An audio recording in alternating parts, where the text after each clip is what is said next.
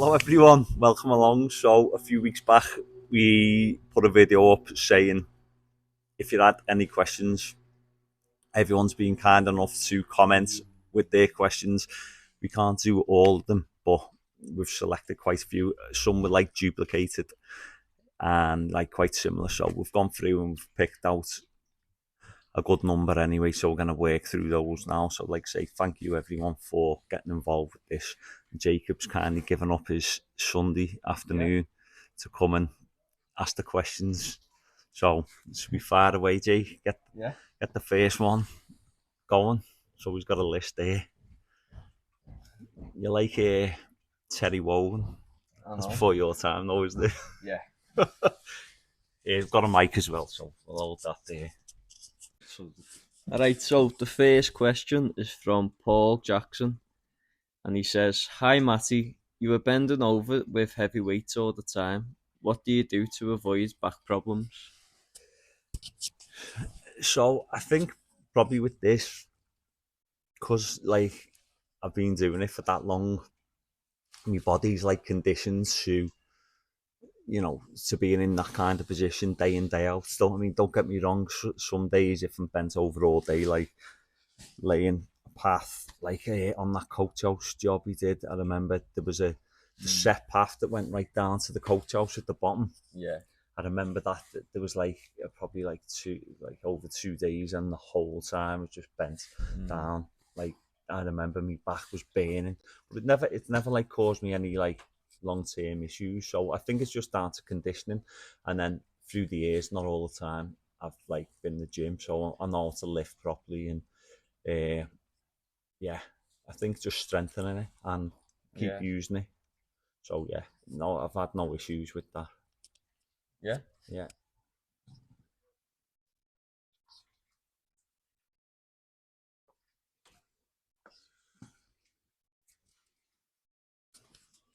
Okay, so the next one's from Dan Kelly, and he says, "How many minutes, hours do you estimate that the YouTube commitment adds to your working day?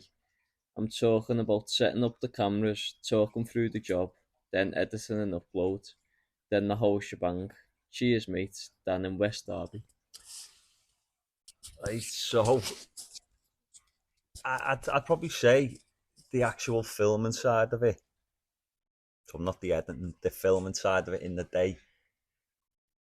As you know, I don't think it takes up that much time. Do you?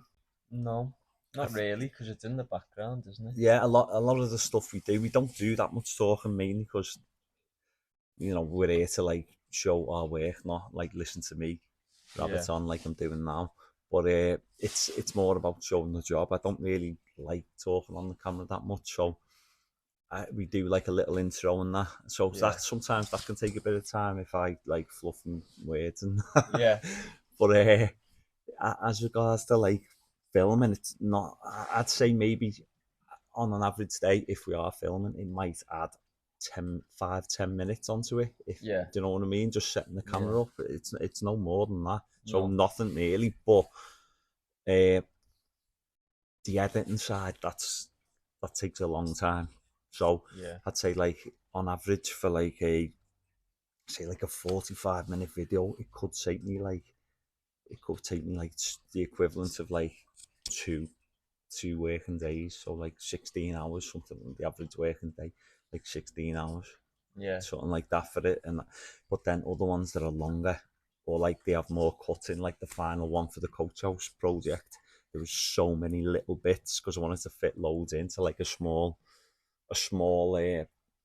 it's like a short video, and there was like 3 months work like cut into like 20, whatever it was, 25 minutes, something like that. So with that's I can't even. I reckon that the coach house video, the final one, probably took about, I guess, something like 7 days work, like to edit that. Yeah. So yeah, the editing takes a while, but actually slowing down the job doesn't. No. Go next one. Alright, so the next one's from Janet Grant, and he says, "Hi Matty and team, could we see a revisit of some of your work a year later, as I often wonder how those gardens have evolved?" Okay. It's a good idea, yeah. It could be possibly something that we could do in the future going forward. The only thing is, obviously, I'd have to get the client's permission and then go around there and do it, and they might not want that. But yeah, it's a good idea. That it's probably something we Yeah. could look at doing. Interesting for us as well, because we don't always see what that we do it, and then unless we go back to like because obviously say we did a driveway 1 year and then 5 years later you get us back to do the garden, and then you go back and you see it that way, but usually you don't see once you've done it you walk away and you're on to the next one. So it'd be interesting for us as well. So yeah, that could definitely be something that we could do, isn't it? Like maybe spend a day Go like round. and go round like half a dozen Yeah. and see. That's a good idea. Yeah. Next one. I'll hold it there for you. All right. So this is a long one from Gary Hollywell. He says, "Brilliant idea, Matty. I absolutely love watching your videos and the It quality." wasn't actually my idea. It wasn't actually my idea to do this Q&A. It was, I think it was Chris Ryan, the guy's called. But yeah, anyway, carry on, son. Thanks. I absolutely love watching your videos and the quality of work as a team you guys produce. I have 2 questions. I have many more, really. 1, how much advance do you guys booked up with work? So answer that one first, okay? At the moment, so we're in April now, aren't we? At the moment, we're booked up. We might have a little window in like July or something like that, but I think it's October, November. I'd say I think not around November. So usually it's anything from, it's never usually less than 3 months, but it's more like 6, I'd say, isn't it? Yeah. But it can be up to like 12 months. Yeah. So yeah, it just changes. Alright, second one. Sometimes I watch and think, how the heck do you price for some of the work and get it right? So do I. Yeah. Is that it? Yeah. The current project with all of your problems in getting materials to the site and spoil away is a case in point. So yeah, people do ask that quite a lot. How do you price for projects like that big, that involved? And I'm not gonna lie, I don't always get it right. There's things I miss off or underestimate, and it's hard. And I don't think no matter how long you do it for, I think you're always gonna come across that. But you've just got to try and when you're pricing it, be as thorough as you can and go through it and check every little detail that you have got, everything included, because it can catch it out. And it's at the end of the day, if there's a drawing there and you've put a price in for that drawing to build that, and you've missed like a detail off or whatever, then it's on you. You can't say, oh, I forgot about pricing that. I need to charge it extra. You can't do that unless it's obviously a change in the design. So, but the way I do it, I just break it down into different areas. So, say if it was this garden, for instance, we've got like the paving, we've got the artificial grass, we've got the decking, got the fencing. So I'd break it down into each individual area, and then I'll just look at that and concentrate on that and just go through that with a fine tooth comb, go through all that and just work through methodically, and then that way you're not missing anything off, rather than just look at it and look at the whole thing. You just break it down into smaller items, if you like. And then when I do the price, I actually price, when I break the cost down, I don't just give them an overall figure. I say paving X amount, decking X amount, artificial, and then they've got like an idea of where the cost is going. So it's good for them to see, because if they wanted to cut like a certain item out of the job to bring the cost down, they say, okay, so if we don't have that fence, or we have a different kind of fence, that'll reduce the cost down. So I think it's good for the clients as well as making it easier for yourself to price. Yeah, that sounds good. Next one from Ivan Paz. First and foremost, beautiful workmates. The level of detail is incredible. Learned a lot from my DIY projects at home with you. Now, How do you guys get that mortar so creamy? Tried seeing if you have already done a vid somewhere, but couldn't find anything. We haven't done a vid on that, but it's down to Kev, innit? But to be fair, we can all put a bricky mix on. It's just I think that's what he's talking about, like a brick lane mix. So Yeah. it's the key is obviously getting the gauging and everything right, and then using got a good plasticizer. The one we used, we found the best one to be the Seeker one. We think that's the best. Yeah. So just put that in and just let the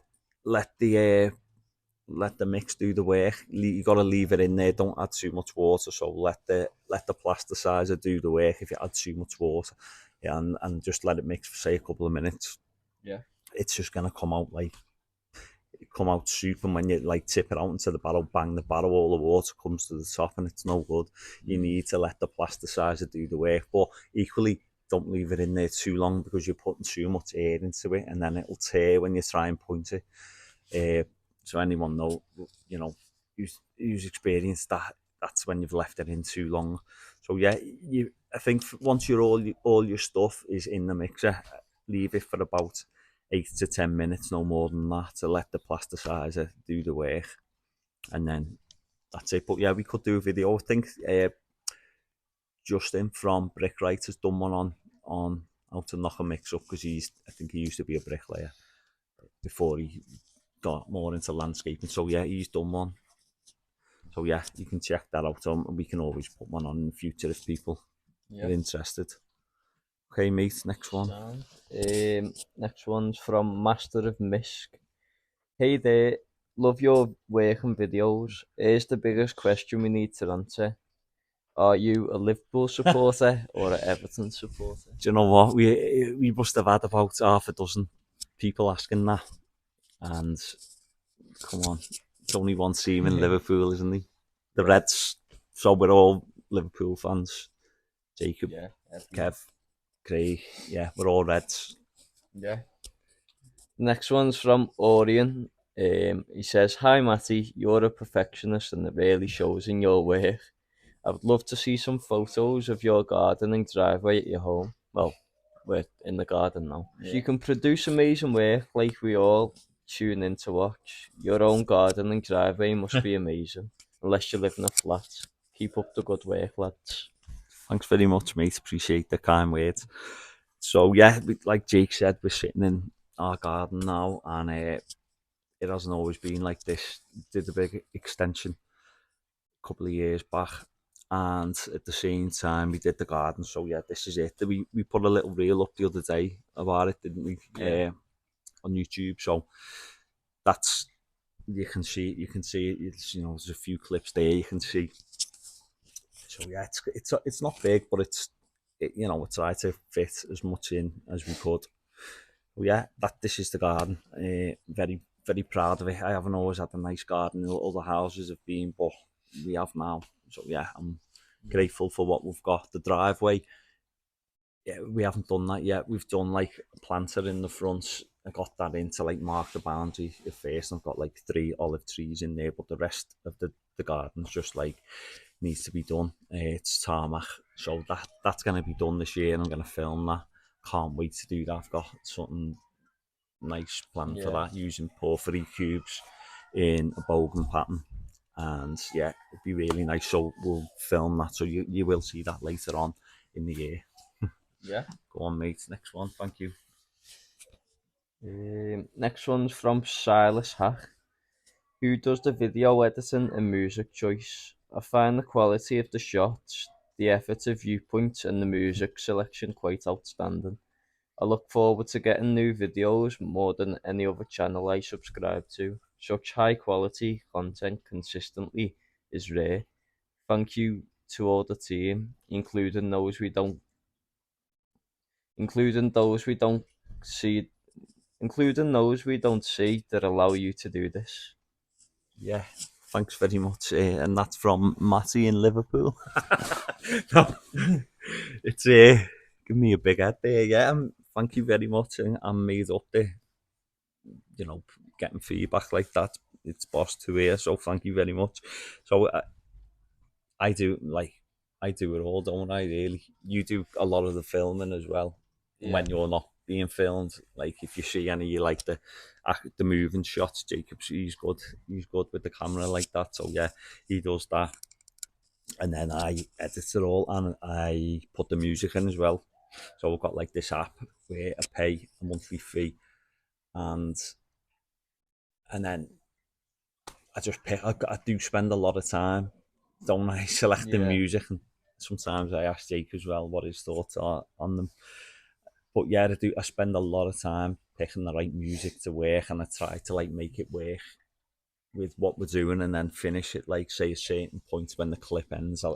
Sometimes I look for a song that will finish at the same time as when the clip ends, so it just transitions into the next bit. So it's not something I'm not I can't even say the word.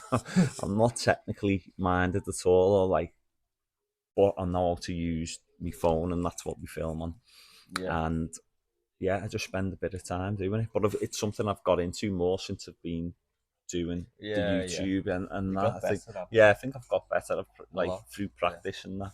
But I actually enjoy the editing side as well, which is good. Yeah, thanks, mate. Thanks for the question. The next one's from Alan Evans. He says, "Hi Matty, massive fans in the channel. Q. What driveway would you recommend if it was to have 4 to 5 cars on it? I'm always concerned that block paving will sink or different places over time, especially with that amount of weight. Cheers, lads. Keep up the good work. Al from Liverpool." Nice one, Al. Was it? Yeah. Al. Nice one, Al. It's obviously a big driveway if you can fit 4 or 5 cars on. So basically you can have anything you want. It's as long as the key is getting the base right. What's underneath. You say about block sinking. Yeah, it can do if it's not done right. So if you're not digging out enough base, if you're not putting enough stone in, and then most importantly, if you're not compacting it. Well, not most importantly, obviously you've got to do all that. If you do everything right, but you don't compact it properly, it's going to settle over time. So it's got to be compacted properly. So anything really, you can go for block. I mean, resin. It's quite a big area, isn't it? Block paving, resin. The cheapest method is gravel, really. If it's a big area, you can have, but a lot of people don't want that because there's maintenance involved with that. So, and then obviously you've got imprinted concrete, which I don't like, and we don't do. Tarmac. You literally whatever you prefer is fine as long as it's done. As long as it's done right. Yeah. All right. The next one says, "What do you guys do for fun or hobbies when not grafting? Love the channel and workmanship." Thank you very much. So, start with me. I like I like going to the pub. Don't go every night, but I love on a Friday after we finish work.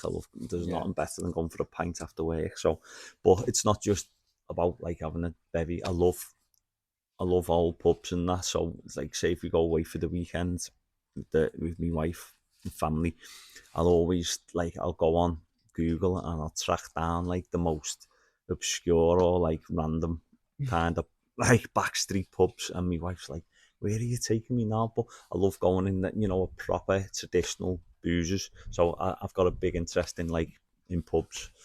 So yeah, that's one of the things I like doing. I love watching boxing. We go, don't we? Sometimes we sponsor a local lad who's up and coming, and he's going to be a big talent. He's 2-0 now, turned pro last year. So Lucas Biswana. So we've watched him a couple of times, like Nick Ball's headlining as well. So yeah, I'm really into the boxing, and then I obviously like watching footy, and then not now, but I train like on and off in the gym at the moment. I've got a little one, so I'm not finding time to get to the gym at the moment. But when she's a little bit older and she's sleeping through better, I'll be getting back in the gym and need to lose a bit of weight. But yeah, I like going to the gym and running and a bit of training. Not really run so much, just a bit of cardio as and when I need to, just to try and stay fit. So yeah, that's it really. Pub, boxing, and yeah, keeping fit, and then obviously going to love days out with the family as well. Yeah. Going out, and we're members of National Trust, so like going around like the Speak All by us here, and then going around there's loads in the northwest, Dun and Massey and places like that. So yeah, I like going out to places like that when the weather's good, especially. Yeah. So yeah, on to you, Jake. So what are you? You can answer this yourself. What are you into? So apart from work, I obviously do socials and stuff like that after work, and then when I'm not in work, I go to the gym now 5 times a week. I've got a trainer, online coach, so I'm Gonna get hench, aren't you? yeah. Got that No, six pack coming. you're looking well, mate.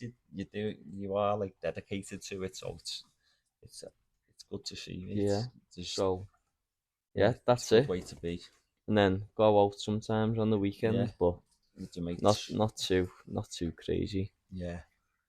Yeah. No, that's all, mate. So I'll speak for Kev and Craig because I've asked them. Yeah. So Kev likes, he's like into bird watching. He loves, like, when we're on the job and that, he'll like say, "Oh, that's whatever," and he'll tell us. Well, he knows like the calls and stuff like that. So he's into like nature and going out and walking in the countryside and getting out, and yeah, he's big into his birds, the feathered variety, and he's got a little grandson as well, Bobby. So he has him a lot and spends a lot of time with him, takes him out places, and he loves having time with him, doesn't he? Yeah. And then Craig, he's just recently got into darts. He's got like he's like throwing the arrows. I think it's quite popular now, the dart, innit? So yeah, he's got into that recently, and he does quite a lot around the house. He likes doing like little projects at home. He's just converted his garage into like, well, he split it in two, so we still got a garage at the front, and then he's converted it into like a little, like a bar. So he's handy like that at home, and then he also does five-a-side, plays five-a-side a lot. So that's Craig, yeah, and we're all into our footy as well. Yeah. Go on then, next one. Thanks. Okay. I would like to know how one goes about becoming a landscaper in England, as every country has its own way of educating people, or more specifically, how you came to do what you do today, if you don't mind me asking. Thank you for this channel. Yeah, that's fine. That was the question. Okay, so this training course is basically, yeah, I went to college and I was like on a day release course. So I worked with a company for like 4 days a week and went to college 1 day a week. So it was an MVQ, which I don't know whether do they have them now? Don't know. So it was an MVQ anyway in an overall landscaping. And so then once you've done that, you go into like a more specific like route, whatever you want to go down. So I did hard landscaping. So yeah, I went to college, probably learnt more on the job, to be honest, than what I did in college. It was good, and I don't regret doing it. But you don't really need a qualification. I think there should be more training out there, especially for like skilled paving work. Like years ago, there used to be a street masonry course, and that's all been abolished. So you can't even learn that now. Yeah. So I think there should be more training like that. But yeah, basically you can nothing stopping anyone just for going to work with a decent company, and learning off them. Yeah. But I would recommend, there are courses out there in landscaping, so you can go and jump on them. Yeah. Thanks. That was from Marco, by the way, from the Swiss Alps. Sound. Oh yeah, he's training as well at the moment. He's Yeah. trained to be. I remember him. Yeah. Thanks. Alright, next one's from Kathy Murphy. Hi Matty, Kathy from New Jersey, US. You have such an eye for detail and perfection, and it shows in all your work. How did you get started, and at what age? Thanks, Kathy. It's boss hearing where people like, she's from New Jersey, and Yeah. in US. I love that. It's mad. So what was it? When did I get started and what age? So I remember like my dad, he was a teacher, and so but he was practical as well. So we did stuff around the garden. I remember when I was about 3 or 4, or probably maybe a little bit older. I don't know what I was trying to do, but I dropped a 3x2 on my foot. Like I don't know what I was doing. It must have been a bit older, maybe 7 or something. But I was maybe trying to pick a 3x2 up, but I remember it dropped on my foot. That was my first memory of like a flag, if you like. So that, yeah, I was young then, and then when I actually first had a little go, I was 15 in the summer holidays, and I was helping. My dad was like landscaping, like the courtyard. We had like a little backyard, and I got involved with that, and I liked it.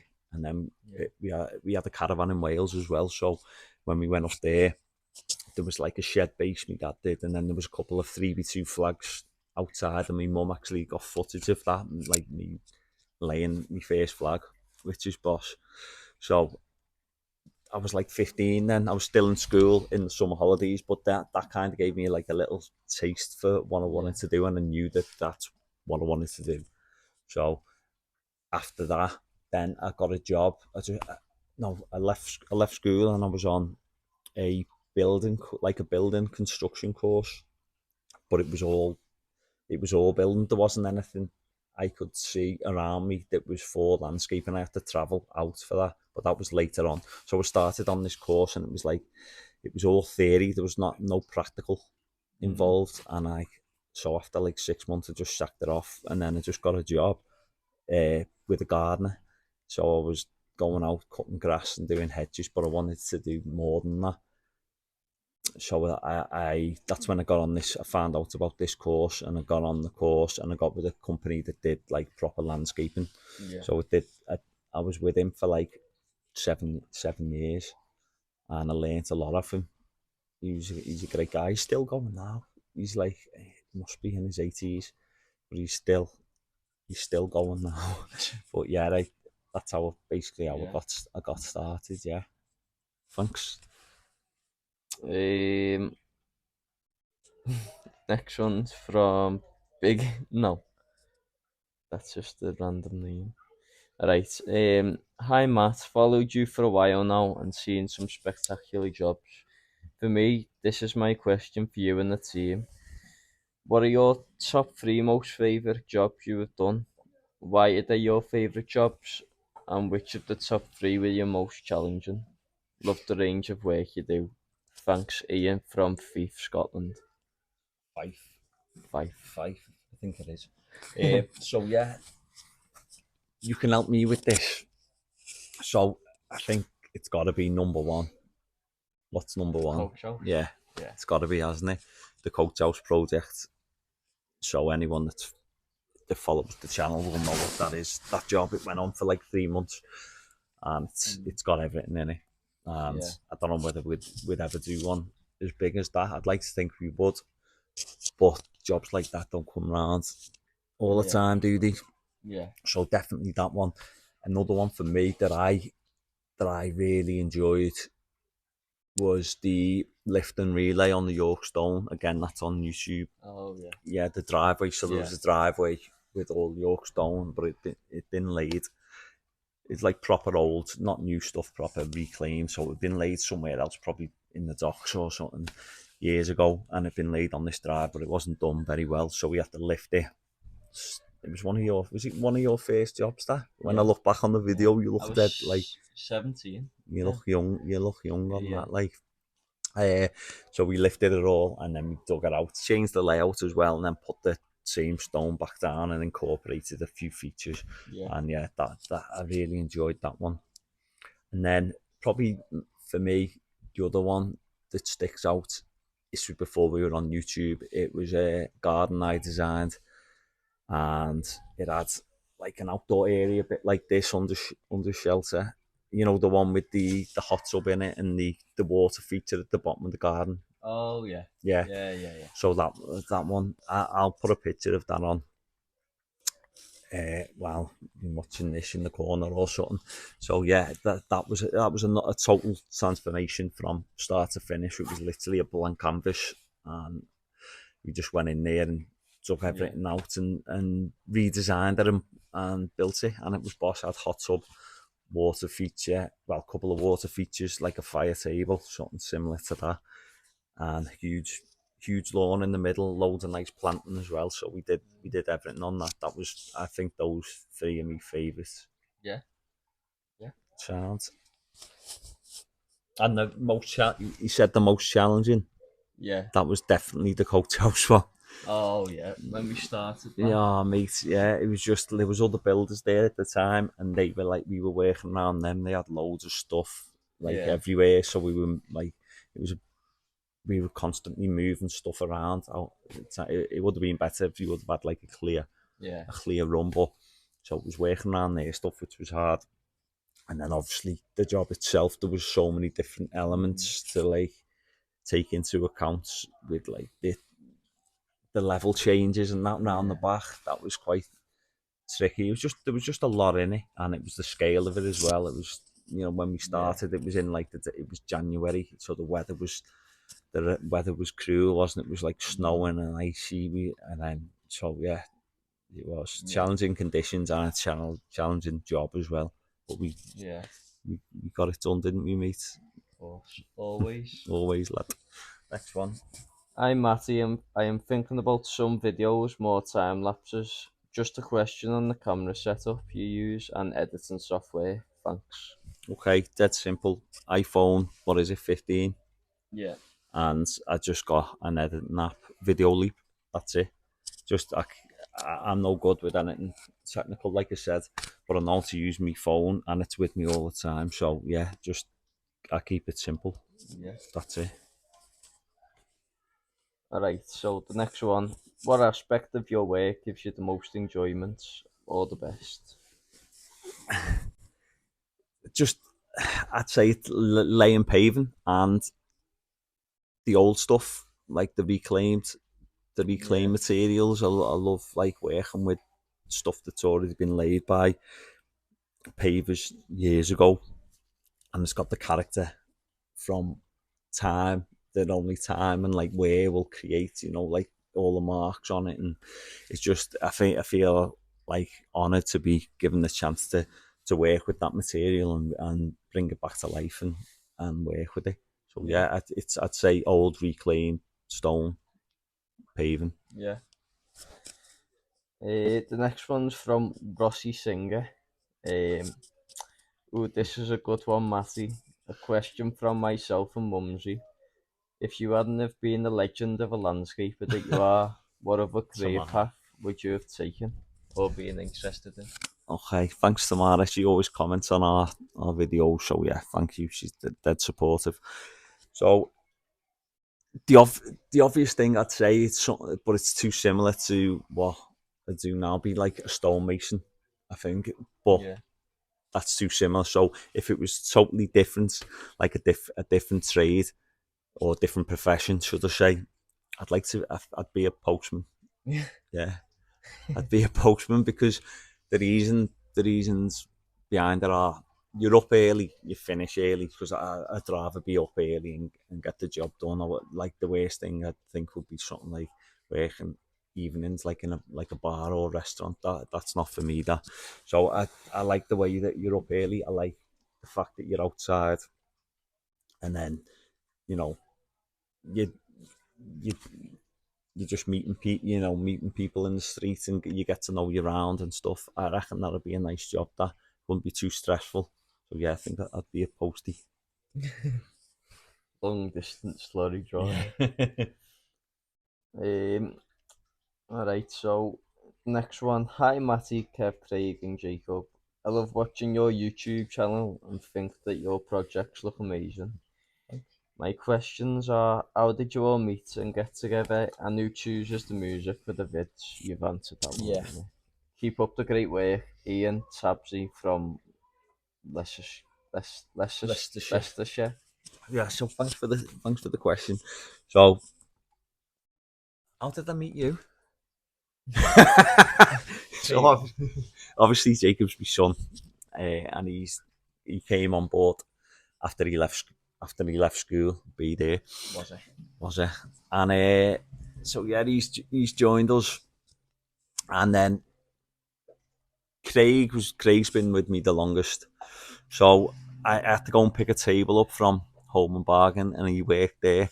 So he was like helping me load in the table into the van. And he was like, "Have you got any jobs?" And I was like, "Not at the moment, but I might have in the future." So I took his number. Anyway, a couple of months later, I think it was, I gave him a call and he started with us, and that was like, I think seven, not 80, I think it's at least 17 years. So yeah, that's how long Craig's been with me.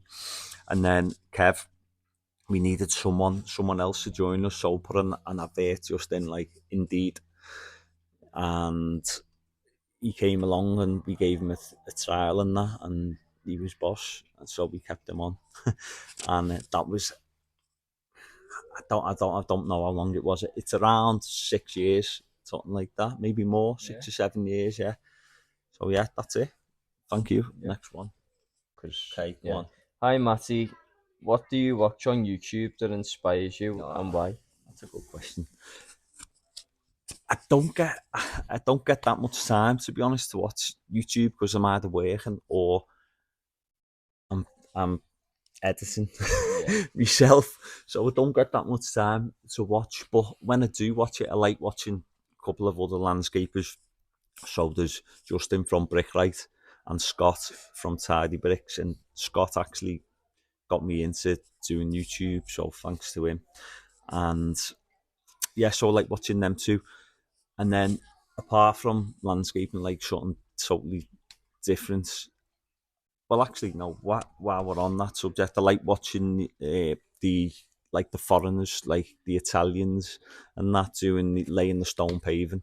Yeah. So I like watching a lot of what they do, and then something different. Like I said earlier, I love pubs and that. So there's this fella, he's called Honest Places. He goes around all like boozers and that, and just goes in for a pint and like rates the Guinness and stuff.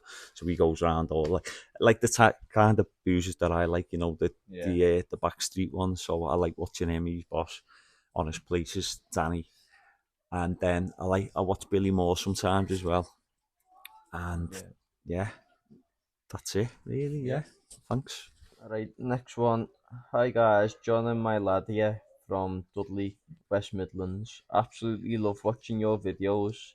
Have you ever had a knock-off effect of an increase in business following you doing these videos and YouTube channel? Do you think it would have any effect? If so, how much? So I think what he's asking there is, do we get work from YouTube, like increased business, like a knock-on effect from where, inquiries and that. So yeah, we do get inquiries through YouTube, but mainly it's from like around the country. But it's not loads, to be honest. It's not much. So I don't think it's we do really. The reason we're not really well. I'm not doing it for that reason, to get business, because we've got a decent reputation. I'd like to think around this area anyway. People know us, and we do get a lot of work. We work with designers and that, so we're not doing it to get work. The main reason why I'm doing it is to I like to document what we've done, so like in the future, like my kids and grandkids can look back and say, that's me dad, that's my granddad, and it's kind of creating, just logging it. So I've got it there, and it's just nice to have. I do, like I said before, I do enjoy the actual filming and editing, and like you get lovely comments off people, so it's so encouraging to hear, and so yeah, it's not really done to gain more work. Yeah. I hope that answers it. Yeah, this is from Penny Rainer, and who does the designs? Who does the design? So I do some. I try not to I try not to get into the design side of things because it takes up so much time. You know, there's a lot of measuring on site and then back and forth. So I don't really do design. I do occasionally if the customer really wants and they're willing to pay for me time to do it, then I will do it. But we work with a few designers. So there's Dee Stewart, who's local garden designer, and then a guy called Rob Hughes, who designed the Coach House project. So they're the two main designers we work with. They also work with Sally Bauer as well. She's another local landscape architect. She comes from more of a commercial background. So yeah, we work with those three. So between them, getting like pricing jobs for them and then our own stuff, we're always got more work than we need. Yeah. So we're always booked up in advance. So yeah, they're the designers we work with. Yeah, thanks. Matty, your eye to detail is exceptional. Is this through your upbringing or when you were an apprentice being taught the correct way? I don't know. I think it's just in you to be like, want to finish a job a certain way. And some say I'm a perfectionist. Like I like to get everything as perfect as I can. And sometimes it can be a bit frustrating because sometimes the materials you're working with aren't perfect and like you're trying to get it as best as you can. So you've just got to do the best you can with what you've got. So yeah, I think it's in me to try and achieve the best level of finish that I can do. Yeah. Yeah. And also I was taught, like, you know, my dad always said, if you're going to do a job, do it well. So yeah, good teaching all around from, you know, people I've worked for and my dad, and yeah, that's it. Thanks. Hey Matty, Pete from New Jersey. I've got lots of questions, but curious about the slurry you guys always use. Doesn't seem like this is used in the US from what I can tell. Is this just a very liquefied concrete mix or is it a specific product to create better bonds? Okay, so what he's talking about there is the primer we put on the back of the flags, isn't he? Yeah. So in America, a lot of the stuff that they lay is unbound. So it's like laid because they have like a lot of frost and like heat. So it's a lot of changes in temperature. So there's a lot of movement in the ground. So they have a lot of their paving. I think all of it is unbound. So it's got like a granular base. So it's got like stone and then like a clean gravel, like we lay block paving. So they lay a lot of they've got like big concrete flags, a lot of their stuff. I don't really see them laying porcelain. So it's not bound, so they don't need that slurry to bond it to the laying course. Whereas we over here, our temperatures aren't as harsh. So we lay it on a rigid bed, so it's bound. So when you're laying it on mortar, you need to bond the two together. So that's what we're putting on the back. It's a cement based primer to bond the bed with the flag, whatever you're laying. Yeah. So that's probably why you don't see it there. It's a different technique. Yeah. The next one question only.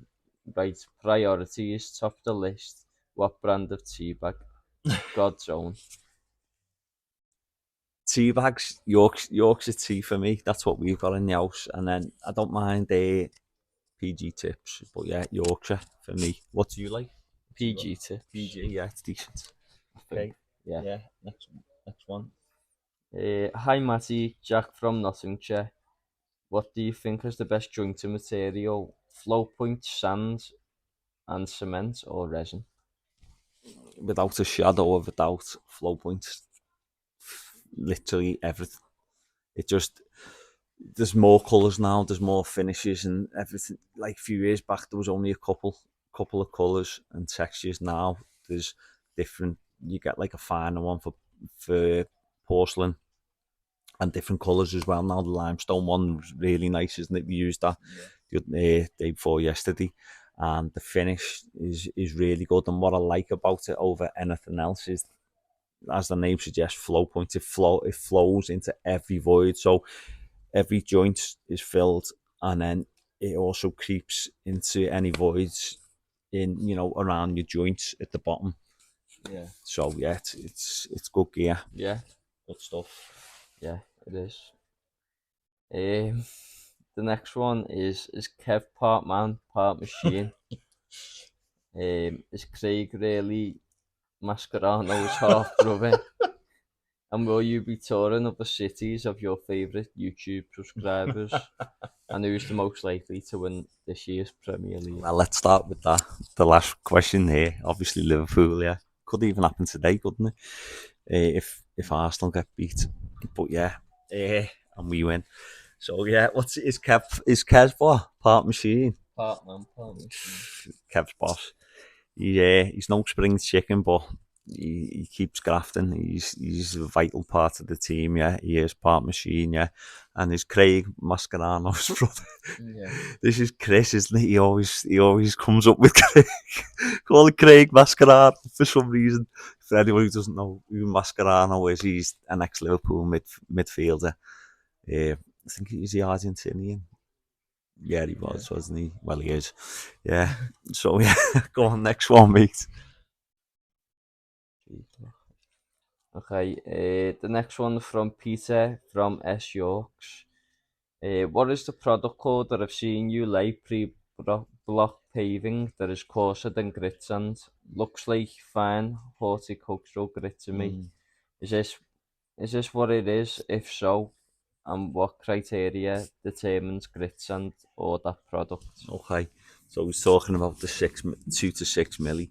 So it's just it just replaces grit sand for laying block paving. So it's got no fines in it. It's clean gravel, clean limestone. You can get other materials, but round here we always get the limestone because it's like the local stone to us. So it's got no fines in it. So the advantage of it is it's quicker and easier to screed because sand compacts and it's harder to screed, whereas that is just a lighter material to screed. So that's one reason. Another reason is it's not affected by the weather, which is a big thing in this country, isn't it? So if it rains all night on it, you have to say you screed it, and then if you're using sand, if you screed it, lay your block, and it's rained on it, you can't whack it until it's dried out, because if you whack it, all the water just goes like jelly, doesn't it? And all the water comes to the top, and it's just a mess. So it's not affected by the weather. Yeah. So yeah, it's basically it's doing the same job as sand. So whether you use it or not, it there's no like reason why you pick it. It's not. It's doing the same job basically, but there's advantages of using it. That's why we always use it. Yeah. But you don't have to. But we choose to because of what I've said. Yeah. Thanks. Let's check the mic still. It is. Is it? Sound. Right. Hello, Matty. I see you collect vintage tools. Which tool was your first one, and what is the one you really want? Sorry, one question, 2 parts. Christy. So the first one I got's a Pavius hammer, and it's got like the catalogue number on it, and the fella who owned it as well. It's boss got it off eBay. So it's like for laying sets. So it's got a little short wooden handle, and then a big long like hook at the end, which we used to use for like moving the bed around, and then hooking underneath the set to move it around. So that's the first one I got. And then I don't think that there's really one that I particularly want. I wouldn't mind like an old trowel, maybe WHS trowel, just to put on there, but I'll save a space for my trowel when it's no longer in use. But yeah, I don't say there's one particular tool I'm particularly after. Of the ones I've got now, I'm happy with now. Yeah. Thanks. The next one is: have you ever thought about posting tutorial videos about how you just achieve some of your detailed work? So we have put a few on more like near the start when we first started YouTube, on like cutting miters and a bit of detail. So we have done that, and like putting the manhole cover in. So we have done that. I haven't done one for a while, but I think I will. I've got an idea for one that I will be doing soon. So yeah, we will do that. Yeah. Yeah. Hi Matt, question on laying porcelain slabs. I see you lay on a type 1 with a 5-to-1 mortar mix. Someone has told me you should lay it onto concrete. and if you use type 1 grit, it will fail. What's your views on this? Thanks, Glenn. No, you don't have to lay it on concrete. I mean, there's nothing wrong with laying it on concrete. Obviously, it's solid, but if you don't need to do it, then don't do it. As long as you're digging out the right amount, which is 100 mil minimum for a patio, and like I said before, you're compacting it properly, then it's fine. It's fine to lay on. You don't need to do that unless you've got like really bad ground. But because if you're putting concrete down, then you've got to let it cure, like we did the other day on that job where we concreted the base. And for the internal room, you've got to let it cure for 28 days. So it's not practical really in most cases to be laying it on concrete. But so yeah, you don't need to as long as you're doing your base right. Yeah, thanks. So Matty, traditional or contemporary? Richard, North Yorkshire Moors. Personally, I love your traditional work, even though you are exceptional at contemporary. Yeah, thanks. So yeah, I agree. I like the traditional stuff. Like I said earlier, I like the reclaimed materials. That's my favourite. But I love the look of a contemporary garden like we're sitting in now. I do love that look. So I like doing both. But if I had to pick to do like one style, like solely, it would be using the more traditional materials. Yeah. Yeah, thanks. Hi Matty, all your work is top notch and performance at top league level, and love to see you and the team could have a collaboration with designers to do RHS Chelsea. Well, Jake's actually going down there, aren't you, in a couple of weeks to help build one. You're working with Matt Beasley from Lux. Yeah. So yeah, that'll be a great experience for him. We have done one years ago, RHS Tatton 2012. I don't think I've got no desire really to do that. I've tried it and it's not really for me. It's like, yeah, it's not really my scene. All the RHS kind of gardens, show gardens, and that. So I'd never say never, but no, I've got no burning desire really to do that. But if the opportunity came around, it's something that I'd probably look at. Yeah. Thanks. Yeah. Hi Matty, Bill from Bill and Ben Landscaping. When making a packed lunch, do you use a pexel cutter or 9-inch disc to cut your bread? It's always got to be a whizzer, hasn't it? 12-inch. Yeah. Apart from the fumes, yeah. But yeah, I'll have a go. Yeah. You actually do? Cut me button. No, I don't. I have thought about like cutting it, having a go at cutting like the Christmas turkey with the wizard and seeing getting one that's like out of date or something, and I'd like to try and see how good I can cut it with the wizard. Yeah. So I might do that. Yeah. I'm Matty, Bazza from Derbyshire. What prime and slurry do you use? Instamac, we like the Instamac gear. We've tried other stuff, but we like the way it spreads. It's nice and smooth, isn't it? Goes on nice, and we like the way you can knock it up after a few hours. So as long as you don't add water to it, because that actually speeds the process up of setting, doesn't it? So it's you can, if it's going a bit harder in the bucket, you can just knock it up. You can use it basically all day, and it doesn't like go off too quick. We've had some and they've like set in the bucket after an hour, so they're no good. So yeah, Instamac Pro Prime, I think it's called, isn't it? Yeah. How would you prepare for a gravel driveway, sub-base, etc.? What type of stone would you recommend for a gravel driveway?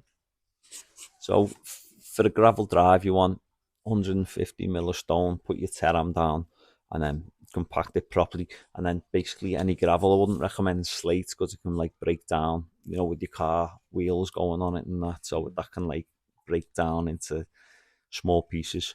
So any gravel really, it's like a 20 mil gravel, I'd say is probably better than something very fine because it might stick in your tyres more. And then at the front of your drive, I'd have like a strip of like a metre of block. So the idea of that, it finishes it off nice, but also if anything picks up on your tyres, it's more likely to come off on your drive rather than come off in the curb, you know, in the street, Yeah. and then you can just brush it back on. So yeah, just have a look for a 20mm gravel. Yeah. And you can also lay them on like a mesh, like a hexagon mesh, Yeah. like a grid, you know, and that locks the gravel in. There you go. But I for the cost of them, I don't think they're worth it personally. I just lay, as long as you don't lay your gravel too thick. I've seen some and they're like 3 inches thick. You only want it like about 1.5 inches, 2 inches at the most, and then you're not, you know, you can traipse around and it's hard to walk on, leaves big ruts in it. You don't need, just get your sub base nice and flat, compacted well. And then what I used to do as well, I used to blind over the top, like a lime dust, or maybe with a bit of cement in, or a grit sand with a bit of cement, and blind it over the top, brush it and whack it in, so you're getting like a nice sealed, I mean, water will still pass through it, but you're not getting like, it hasn't got like an open texture, so it's closed, and then your gravel just sits nice and flat on top of that. Yeah. How far would you be willing to travel for a job, even if it was only for a day or two? My name is Wilf, and I am from a small market town called Dursley, which is 15 miles south of Gloucester. So how far was we don't, we like working as close to home as we can, don't we? Most of our work is like very in a very small radius, isn't it? So we don't really travel more than like 5 miles most of the time, do we? But I've always said this: if it was something that was interesting, like I said, like a natural stone, like I love laying natural stone sets, reclaim something like that. If it was only a couple of days, then we might consider it. But well, we would consider it. But what the customer's got to appreciate is if we're travelling a long way away and we've got to stay over, that cost has got to be added into like the fact that the whole factor of the job. Yeah. So it could end up costing them. Well, it would end up costing them more than what it would getting just a local company. But if they're willing to pay for us to do that, I mean, I don't know whether Kev would want to do that. I'd be open to doing it. I wouldn't do it for like a long period, but if it was like a week or something, I think you would, wouldn't you? Yeah. Yeah. I don't So mind. we probably would. So if anyone has got anything that would be of interest to us, run it by us, drop us an email, and we'll have a look. But yeah, thanks. Yeah. If you had to hire a new member of the team, what is the number one attribute you look for before anything else?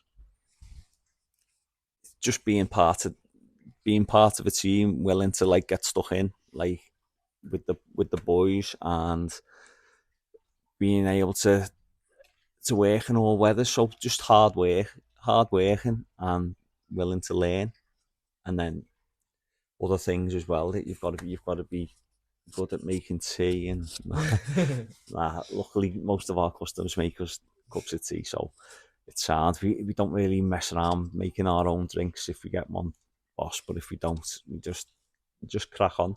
So yeah, just hard working, being part of a team, and willing to learn, and Yeah. like manners and stuff. Like when you're speaking to customers, that's a massive thing for me. Having someone who's polite. That's it's nice. Yeah. Nice to be nice, lad, innit? Yeah, You're it nice. is. Yeah. What did each of you do as a job before Brockstone? Craig from from Blackpool. So, well, I've always done this, so that's me answered for. Jake, you've what have you done? You can say. Well, He's straight here, I've wasn't only he? had this as a job. Yeah. I went to college as soon as I left school. I was gonna do engineering, either architecture or to be a structural engineer. And then I left that to do bricklaying because I was starting to get into landscaping. So I thought that would come in handy. Got me level 1 and then left and then never looked back. Yeah. You wanted to do. It was quite a lot of theory and like writing, wasn't it? Rather than like in college. Yeah. So you jibbed it, didn't you? After a year, and just came with us. Yeah. And learning more now, I think, than what you was in college. And you're doing, Yeah. you're out and about. So Craig, we answered before, he was working as a waitress in a cocktail bar. He was working in Home and Bargain, so he was like assistant manager in there. And then before that, he went to college from leaving school, so he did joinery in college, so he's got experience of joinery. That's why he's always keen to get on anything we do related with timber. So yeah, that's what he was doing. And then Kev, he's done similar. Yeah. He's been landscaping as well before. That's what his job. And then I think the guy he was working for retired or moved away. So then that's when the opportunity came to join us. Yeah. So yeah, that's it. Hey Matty, what advice would you give to myself? I have been running my business for 3 years, doing everything by myself, but I'm scared to cross the line to take someone on full time, as I'm worried I won't have to work for 2 people. What advice would you give on pricing for 2 people coming from pricing from 1? Thanks, Jack in East Sussex. I think the pricing wouldn't really be affected because you're going to be getting through. Obviously, you've got to pay a wage, but you're going to be getting through the work quicker. So I wouldn't really worry about the pricing side of it. I think you've just at the end of the day, there's going to be when you're running business, there's going to be risks of will you have enough work. That's always that's always a worry for anyone, no matter what line of work you're in.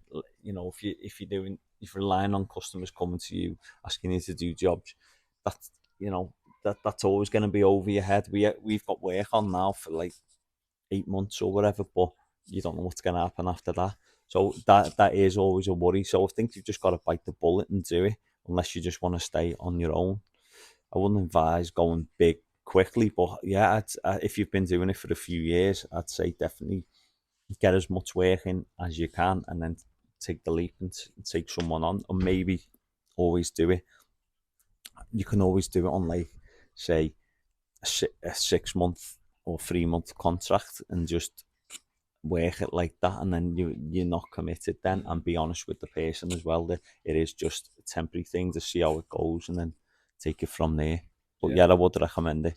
Do you have an affordable neoprene Squeegee brand and supplier that you would recommend for applying the flow points? Many thanks in advance. Yeah, so we used Steintech. It's got like a double blade on, hasn't it? Yeah. So they're not that expensive. So Steintech, STIENC,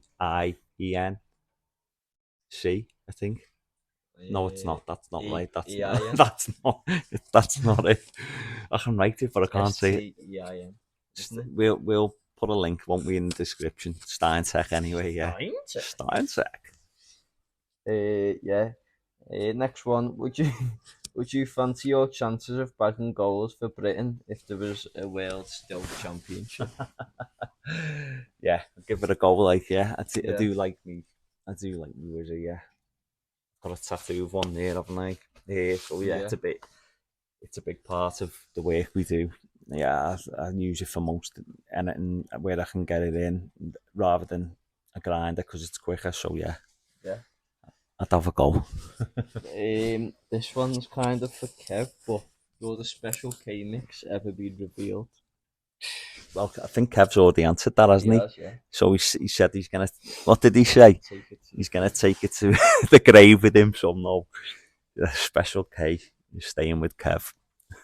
He's told me though, so. Oh, has he? Yeah. Yeah, you can pay me and I'll tell you. Oh, he's taking bribes. Yeah. So, for anyone, it was one of the subscribers commented and called like Kev's Mix a special K. So it's just kind of stuck, hasn't it? Yeah. So someone's asking if we'll ever reveal the special K, but no, that's Kev's and Kev's secret only, isn't it? Hi Matt, how many lads do you have in your team? Okay, so it's 4, isn't it?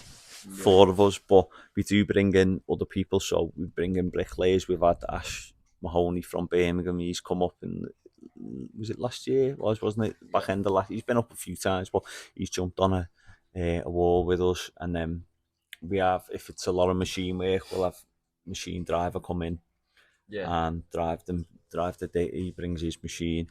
So yeah, and then renderers and stuff. So it's a core team of 4 at the moment. We have had 5, and then we just work usually on one job, but sometimes it's 2 as well. And if it's smaller jobs, we'll split up into 2 teams. So yeah, there's 4 of us, but we do bring in other people as and when, people that we know and can rely on. Yeah. This is the last one now. Okay. Without revealing any personal customer details, what's the highest earning job you guys have taken on? So I do get asked this quite a bit, and I never talk publicly about prices, because basically out of respect to the clients. I mean, they're good enough to let us film what we're doing in like their gardens and that. So I respect that, and I don't like to divulge prices. It's different if someone, it was like, say I went to see a job and the customer's saying, okay, so how much would that cost, to give them an idea. I'll speak with them about that, but I don't like throwing numbers out there, just out of respect for the client, really. So yeah, I don't really talk, but people do ask that a lot. That's why, I'm answering that question. Yeah. And then I think thanks for that. I think there's one more. There's one for you, isn't there? So you might as well answer I've that. basically answered that though. Have haven't you? I, Okay, in that's other sound. ones, I think. That's sound. Okay, Yeah. I'll just finish it then. Yeah. Right, so that concludes all the questions. That was long, that, wasn't it? I don't know how long this video is going to be. Do you? Probably like 2 hours. 2 hours. Yes, folks, that's it. So I just want to thank everyone for putting your comments and questions out there. Really do appreciate the time you've taken, and hopefully we've answered everything. Yeah. And well, there was some we couldn't do because there was so many. Yeah. But it's something we could probably look at doing again in the future if he's enjoyed it. And I want to thank this kid for, like I said, for giving up his time. You can go now, mate, and do whatever you want to do. Bye. Yeah, thanks again. See you later. You set my soul on fire.